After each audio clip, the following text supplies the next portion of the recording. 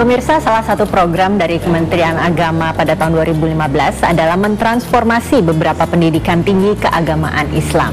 Apa saja yang ditransformasi dan juga lantas apa upaya yang dilakukan tentunya untuk mendukung proses transformasi ini. Bersama saya Chandra Dewi, Anda menyaksikan segmen Public Corner. Namun sebelum kita mengikuti perbincangan kali ini, saya ingin memperkenalkan narasumber saya adalah Bapak Kamarudin Amin, Dirjen Pendidikan Islam dari Kementerian Agama. Pak Kamarudin, terima kasih atas hadirannya, Pak. Namun sebelum berbincang, kita simak dulu tayangan yang berikut ini.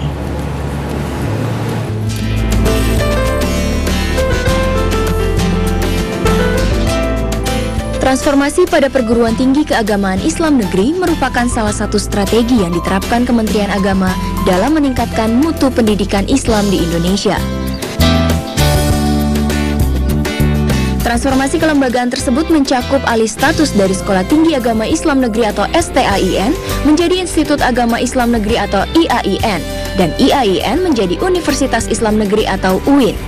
Jumlahnya mencapai 55 lembaga dengan perincian 11 UIN, 25 IAIN, dan 19 STAIN. Namun pertanyaannya, sejauh mana transformasi membawa perubahan bagi sektor pendidikan pada perguruan tinggi keagamaan Islam negeri di Indonesia? Apakah perubahan tersebut membawa dampak positif bagi mahasiswanya juga? Transformasi tentunya akan sia-sia jika tidak didukung dengan kualitas dan kuantitas dari para pengajar atau dosennya. Faktor ini sangatlah penting dalam menciptakan generasi muda yang berpendidikan dengan basic pengembangan keilmuan dan keagamaan dalam satu paradigma. Sanggupkah?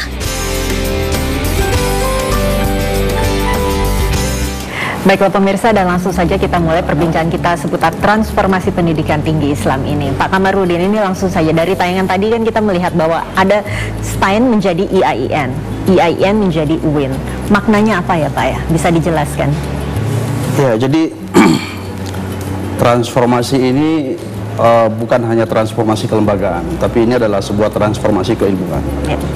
Transformasi akademik yang berarti bahwa negara memberi amanah yang lebih besar, negara memberi mandat yang lebih besar kepada pendidikan tinggi keagamaan Islam untuk melaksanakan tugas-tugas akademiknya. Oleh karena itu, transformasi ini betul-betul harus dimaknai sebagai sebuah pengembangan komitmen, tanggung jawab yang harus dilaksanakan oleh perguruan tinggi. Jadi amanahnya menjadi lebih besar, mandatnya menjadi lebih luas, tanggung jawabnya menjadi lebih besar, maka komitmennya juga tentu harus menjadi lebih besar. Jadi transformasi ini saya ingin menggaransi atau ingin menyampaikan bahwa transformasi pendidikan tinggi Islam ini tidak berarti menafikan atau melupakan tugas pokok atau misi utama dari pendidikan tinggi keagamaan Islam. Oke, nah ini kan memang kalau dilihat dari sekolah tinggi menjadi institut kemudian menjadi universitas, ini berarti peningkatan perluasan lagi dong ya Pak ya dari pendidikan Islam ya, bisa dijelaskan bagaimana? Ya, seperti yang saya sampaikan, ini kan kalau kita melihat pada tahun 2011 ketika pemerintah meluncing apa yang disebut dengan Master Plan Perluasan dan Percepatan Pembangunan Ekonomi Indonesia, perguruan tinggi itu diberi mandat sangat fundamental dalam pembangunan ini. Perguruan tinggi harus menjadi produser sumber daya manusia yang memiliki kualifikasi, kompetensi agar bisa bersaing dalam dunia global. Perguruan tinggi diharapkan mampu menjadi supplier SDM yang berkualitas dan juga harus menjadi center of excellence dalam dalam pengembangan pembangunan ini. Oleh karena itu dalam konteks itu sesungguhnya maka pemerintah memberi amanah, memberi mandat kepada perguruan tinggi kita untuk menjalankan tugas-tugas ini. Jadi sesungguhnya seperti yang sering saya sampaikan di beberapa tempat juga bahwa pendidikan tinggi keagamaan Islam ini di samping bertujuan untuk menyiapkan SDM yang qualified untuk berorientasi pada pasar, perguruan tinggi keagamaan Islam juga punya tugas yang sangat fundamental yang tidak bisa dilupakan, yaitu menjadi pengawal keberimanan umat, the guardian of the faith of umat. Jadi Indonesia ini kan dikenal sebagai negara yang sangat demokratis. Indonesia adalah negara yang memiliki umat Islam paling besar di dunia, memiliki lembaga keagamaan Islam juga terbanyak di dunia. Nah, pendidikan tinggi Islam harus berfungsi sebagai penguat infrastruktur sosial, sehingga Indonesia tidak mudah dipenetrasi oleh katakanlah ajaran-ajaran radikal atau ekstremis, karena ada perguruan tinggi yang menjadi pengawal, menjadi penguat terhadap proses. Oke, jadi tentunya dengan ada transformasi ini berarti menguntungkan berbagai pihak ya Pak ya, terutama tentunya bagi calon mahasiswa dan juga mahasiswa untuk masyarakat sekitarnya. Launchingnya kapan Pak kiranya? Insya Allah mudah-mudahan tidak ada perubahan, akan di-launching di Istana Negara pada tanggal 19 Desember bulan ini oleh Bapak Presiden Republik Indonesia, yaitu ada 12 perguruan tinggi yang bertransformasi, ada 9 dari sekolah tinggi menjadi institut, kemudian ada 3 dari institut menjadi universitas. Jadi saya kira ini kita melihatnya sebagai sebuah tantangan, sebagai sebuah amanah yang harus kita laksanakan dengan baik. Oke, ini kiranya transformasi ini juga berpengaruh tidak terhadap perubahan kewenangan dari perguruan tinggi keagamaan Islam di negeri ini sendiri? Ya pasti. Jadi begini, ada sejumlah kekhawatiran sebagian pihak bahwa transformasi misalnya dari Institut Agama Islam menjadi universitas, ada kekhawatiran bahwa ketika terjadi transformasi menjadi universitas, maka pendidikan agama yang ada di perguruan tinggi Islam ini menjadi terabaikan. Kami ingin memastikan bahwa transformasi tidak berarti meninggalkan atau menganggap atau melemahkan kajian-kajian keislaman di perguruan tinggi. Kajian keislaman di perguruan tinggi adalah kajian substantif yang harus terus dibina, yang harus terus dikuatkan, ditambah dengan kajian-kajian yang lain, yaitu pendidikan umum seperti fakultas kedokteran, seperti farmasi, saintek, arsitek, informatik, dan lain-lain, sebagai respon terhadap globalisasi, modernisasi yang tidak bisa kita hindari.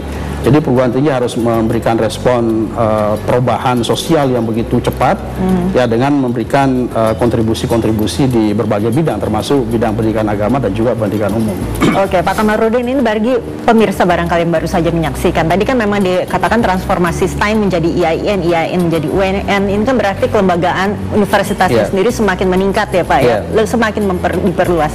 Kiranya secara statusnya itu bagaimana sih, apakah perubahan yang mendasarnya seperti apa ya? Barangkali pemirsa masih agak ragu ini bagaimana.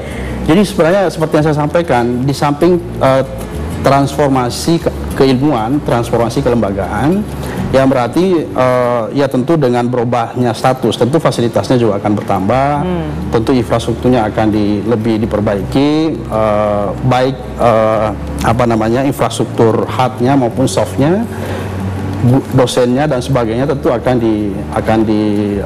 lebih dikembangkan lagi. Oleh karena itu kita memiliki program yang mungkin nanti kita bisa jelaskan, program 1000 doktor yang akan mengawal transformasi ini di perguruan tinggi kita.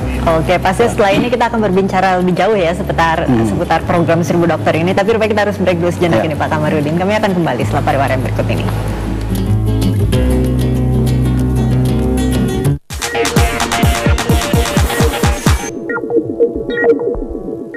Didukung oleh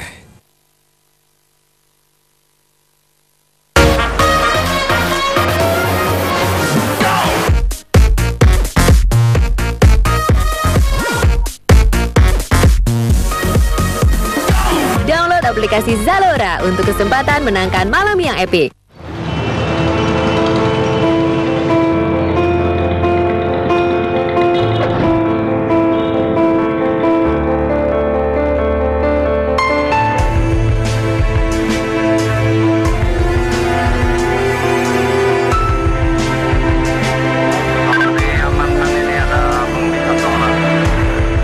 Stop eksploitasi anak.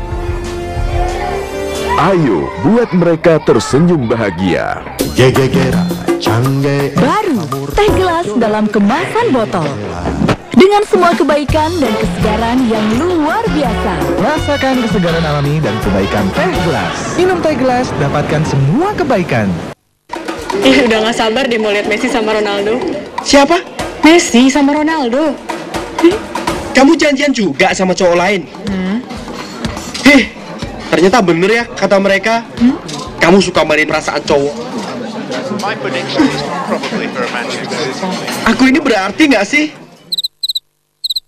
Buta bola, baca Hat-Trick Koransindo, referensi pintar dunia sepak bola. Terbit setiap hari, padat info bola terkini. Peradaban dimulai dari pemberani yang melakukan perubahan menjadi lebih baik. Andakah itu Bapak Presiden Joko Widodo? Ini kan omongan Anda dan teman-teman. Tapi Anda setuju nggak?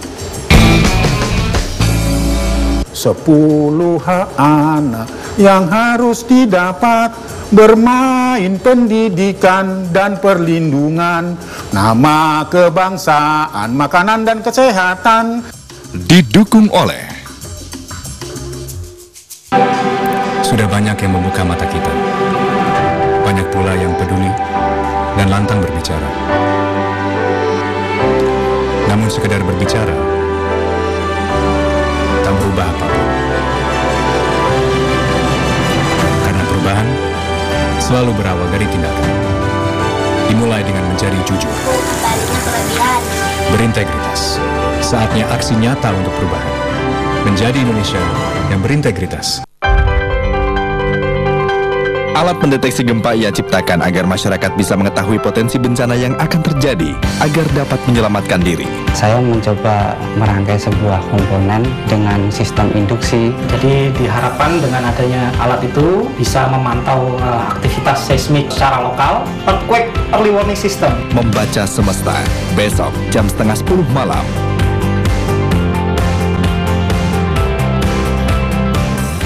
Kini 360. Hadir setiap Kamis jam 9 malam.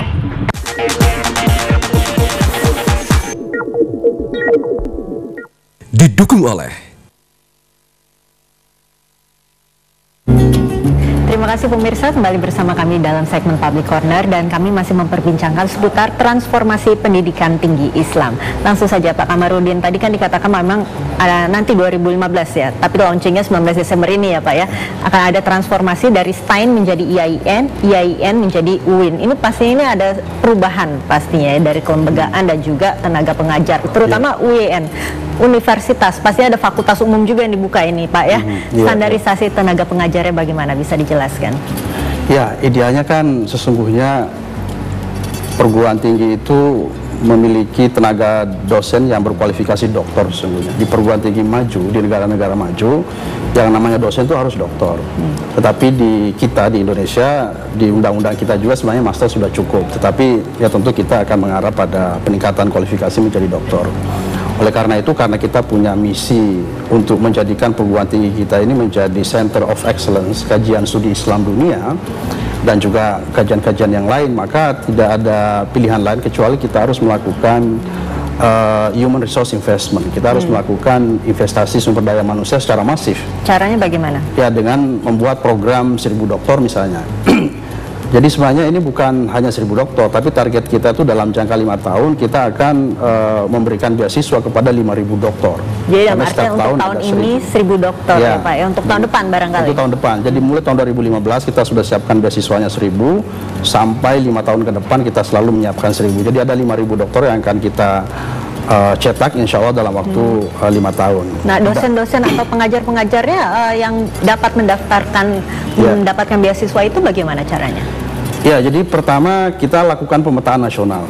Kita bekerja sama dengan pimpinan perguruan tinggi kita di seluruh Indonesia untuk melakukan pemetaan. Kita punya datanya juga tentu di Direktorat Jenderal, tetapi kita ingin mendapatkan masukan dari pimpinan perguruan tinggi. Misalnya di perguruan tinggi A butuh doktor di bidang apa, jurusan apa.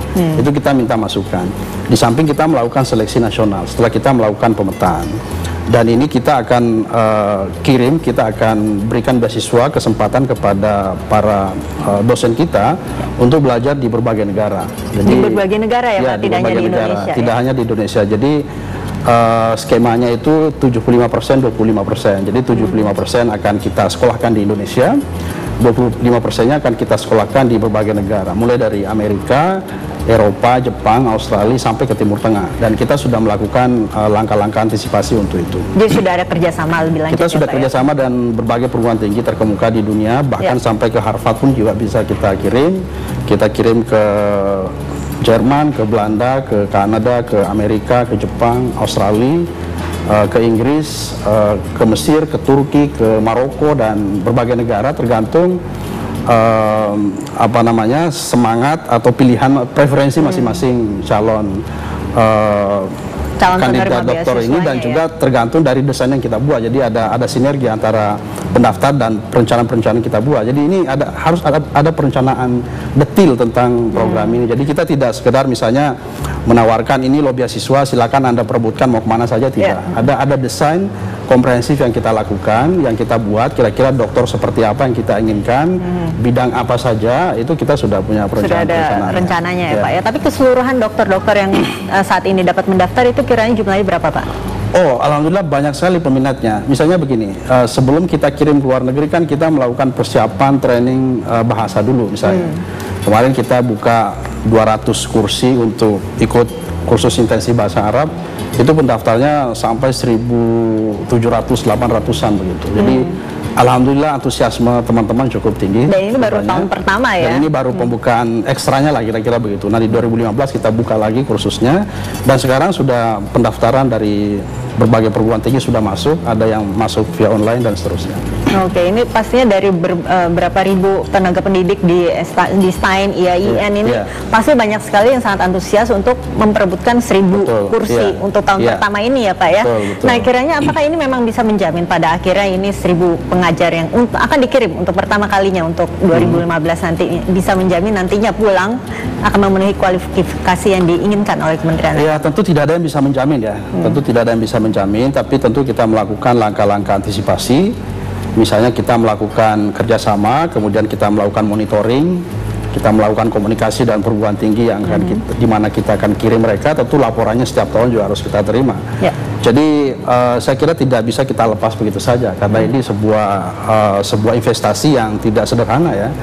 Pekerjaan yang tidak mudah juga, saya kira tantangannya cukup banyak yang harus kita langkah-langkah teknis harus kita rumuskan, perencanaannya harus matang, kemudian monitoringnya, evaluasinya juga harus jalan terus supaya tidak terjadi apa yang sebagian orang khawatirkan, misalnya terjadinya brain drain, fenomena yang pernah terjadi di negeri ini, di mana para dokter yang sudah studi di luar negeri kemudian tidak lagi kembali ke Indonesia tapi mencari pekerjaan di luar. Itu sesuatu yang tentu kita hindari, sehingga harus kita lakukan langkah-langkah antisipasi agar tidak terjadi seperti itu. Oke, Pak Kamarudin, tapi kita harus break dulu sejenak ini Pak ya. Kita akan kembali lanjutkan perbincangan ini setelah pariwara yang berikut ini. Tetap bersama kami.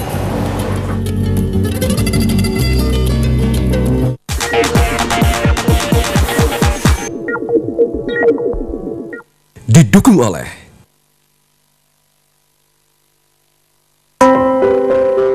There's light. We are born.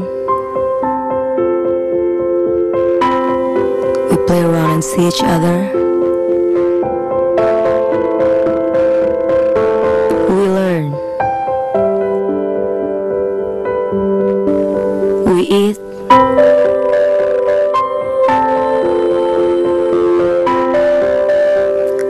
We work.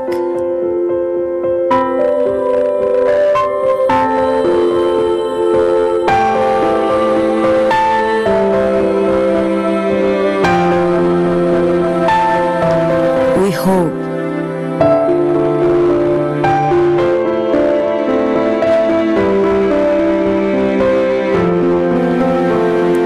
We are the same.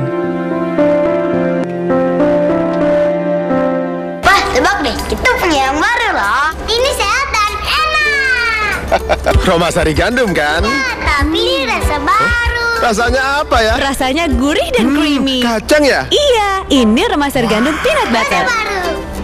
Biskuit sehat dari gandum utuh yang dipadu krim kacang yang gurih dan creamy. Sehat gandumnya? Creamy dan gurih rasa kacang. Baru Remaser Gandum Peanut Butter. Sunda Plafon, plafon dinding partisi PVC pertama di Indonesia, tidak merambat api, luntur ringan mudah dipasang. Tren perkembangan arsitektur modern, Sunda Plafon, live up your life. The Mansion at Tugu Golf Kemayoran, apartemen mewah 2 kamar tidur dengan spectacular golf view dan gratis masuk adventure water park. Pertanggal 29 Desember 2014, cicilan 15 jutaan rupiah per bulan naik menjadi 17 juta rupiah per bulan. Sudah termasuk AC, water heater, free wifi service, TV kabel. Serah terima Desember 2014.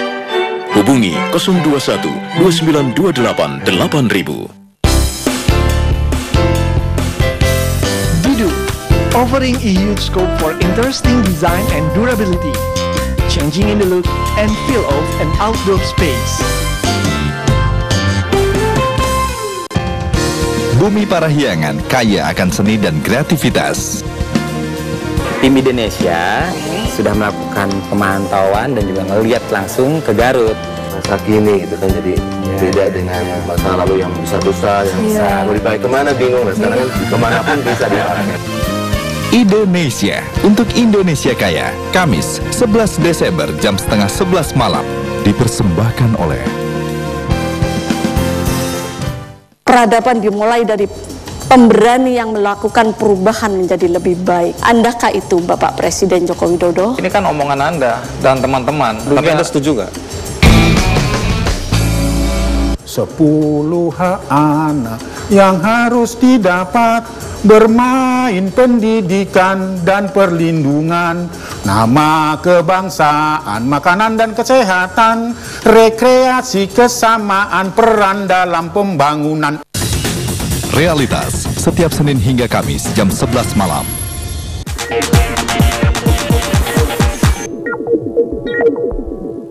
Didukung oleh Transformasi pendidikan tinggi Islam, itulah topik perbincangan kita dalam segmen Public Corner kali ini, pemirsa. Baik, Pak Kamarudin, tadi kan memang sepertinya ini pemerintah telah membuat berbagai langkah dan juga program. STAIN berubah menjadi IAIN, IAIN menjadi UIN, dan kemudian ada pula program 1000 dokter bagi para pendidik ya Pak ya. Kiranya untuk ke depan, bagaimana sih pemerintah menginginkan perguruan tinggi Islam di Indonesia ini nantinya bagaimana? Targetnya seperti apa? Ya, jadi kita menginginkan perguruan tinggi ini menjadi Center of Excellence, pusat kajian pendidikan Islam di dunia. Jadi kita memimpikan suatu saat Indonesia akan menjadi kiblat, akan menjadi referensi, akan menjadi kiblat dunia lah untuk belajar Islam. Karena kita punya semua alasan untuk itu sesungguhnya. Kita punya alasan sosial, budaya, akademik, kelembagaan, dan seterusnya. Misalnya begini, seperti yang saya sampaikan tadi, Indonesia adalah negara yang berpenduduk muslim terbesar di dunia. Indonesia adalah negara berpenduduk terbesar keempat di dunia. Indonesia adalah negara demokrasi terbesar ketiga di dunia. Indonesia adalah negara yang memiliki lembaga pendidikan Islam terbanyak di dunia. Indonesia adalah negara yang moderat, negara yang sangat toleran begitu. Sehingga modal-modal seperti ini menurut saya adalah sebuah potensi yang sangat dahsyat, potensi yang sangat luar biasa untuk kita memimpikan sebuah Indonesia di mana di situ terdapat lembaga pendidikan tinggi yang menjadi kiblat, menjadi referensi dunia. Ya, tapi sebelum menjadi kiblatnya sendiri Pak, untuk di pemerintahan, untuk di masyarakat Indonesianya sendiri, pasti ini kita harus menghadapi era globalisasi pasti dan juga modernisasi. Untuk tetap mempertahankan nilai-nilai kita sendiri itu bagaimana? Oleh karena itu, seperti yang saya sampaikan tadi, perguruan tinggi Islam harus menjadi perguruan tinggi modern, terbuka, kontekstual, empiris di suatu sisi, tapi di sisi lain dia harus menjaga khasanah intelektualitas keislamannya. Jadi ada kombinasi yang sangat bagus antara warisan khasanah intelektual Islam, nilai-nilai keislaman, dan juga ilmu modern. Itulah menjadi alasan mengapa terjadi transformasi itu sesungguhnya. Mengapa saya begitu optimis, Mbak Chandra? Kalau kita jalan-jalan ke Eropa misalnya, kita kunjungi perguruan tinggi terkemuka dunia yang tertua di dunia, di Eropa, di Harvard misalnya, kita ke Berlin, kita ke Oxford, ke Cambridge, kita ke Bonn, ke Leiden, kemana saja. Kalau kita lihat kajian Islam di situ, itu sangat luar biasa, sangat populer. Tapi sesungguhnya Indonesia tidak kalah. Mungkin mereka hanya menang dari sisi katakanlah perpustakaannya yang begitu bagus, dengan tenaga pengajarnya yang juga bagus ya. Nah, ketika dua hal ini kita bisa benahi, saya kira kita punya alasan yang sangat reasonable ya, yang sangat justifiable bahwa Indonesia bisa menjadi pusat atau kiblat kajian dunia di masa yang akan datang. Jadi ketika orang mau belajar Islam, orang langsung ingatnya itu Indonesia, karena Indonesia itu adalah moderat, inklusif, toleran, damai, demokratis, dan di situ umat Islam terbesar di dunia. Jadi ketika orang ingin memotret Islam di dunia, maka kiblatnya harus ke Indonesia. Itu hal yang ingin kita capai. Dan memang transformasi ini merupakan langkah pertama, ya, begitu itu ya, Pak, salah satu langkah awal lah, katakan begitu, dari sekian banyak langkah yang harus kita ambil untuk bisa mewujudkan cita-cita itu. Tapi tentunya dengan transformasi ini paling tidak juga dapat membentuk karakter bangsa, betul ya Pak ya? Memang itu juga pasti salah satu goalnya, tujuannya. Iya, itu pasti. Jadi pendidikan tinggi Islam harus menjadi focal point ya pengembangan pemikiran Islam di Indonesia untuk merespon modernisasi, merespon globalisasi, merespon perubahan sosial yang begitu cepat. Dan salah satu hal yang sangat memungkinkan untuk dikontribusikan oleh pendidikan tinggi Islam ini adalah ya pembangunan karakter bangsa itu, karena di situ nilai-nilai keislaman terus di nurture, dipertahankan, ditanamkan, diimplementasikan begitu. Baik, Pak Kamarudin, terima kasih banyak atas waktunya yang telah bersedia hadir di sini. Terima kasih. Namun saya harus mengakhiri perbincangan kita kali ini, pemirsa. Tetaplah bersama kami. Metro TV akan kembali setelah pariwara yang berikut ini dengan informasi menarik lainnya. Sampai jumpa. Terima kasih.